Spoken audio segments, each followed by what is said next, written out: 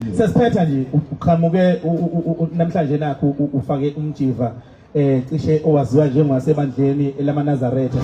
Kungani? Wathinta indaba enkulu. Indlela engiphiwe ngakhona noma uNkulunkulu indlela angiphakamise ngayo. Kwafika umuzwa kimi kababa umprofeti Isaiah Shembe, umqali wendlela lapha eNazaretha. Engicabanga ukuthi umprofeti Isaiah Shembe uyena wasifundisa nje singamaZulu ukuthi ukukholwa kuyini. Okay. Siyakhumbula ukuthi inkolo yaseNazaretha idume ngenhlonipho, sifuna umakoti, kunemizi emile emise zimfundiso zalapha yana eNazaretha. Yep. Ngiyathanda kakhulu ukuthi abantu bekuyikhathaze ngokulandelela umlando kababa noma kamprofeti Isaiah Shembe, umqali wendlela eNazaretha.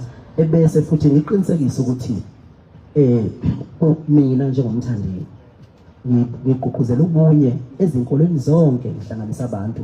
Ngomculo ngoba ngicula nje kwakuhlukana unyaka kwakudansa wonke umuntu. eZayoni babedansa, abasindiswa babedansa. Kubona wonke amabandla kwakudansa. Ngicela amabandla wonke ahlangana athandane azi ukuthi njengoba siphila ningabafundisi thina sithiwa ngokushumayela kodwa ningabefundisi siyacela abafowethu.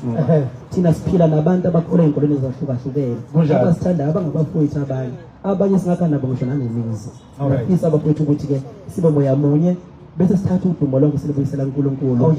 Ngamukela uJesu Kristu njengenkosi nomsindisi. Konke lokho enikubonayo, ngibona ithoro namhlanje, ngibona umthandeni ophakeme namhlanje ngenxa kaNkulunkulu.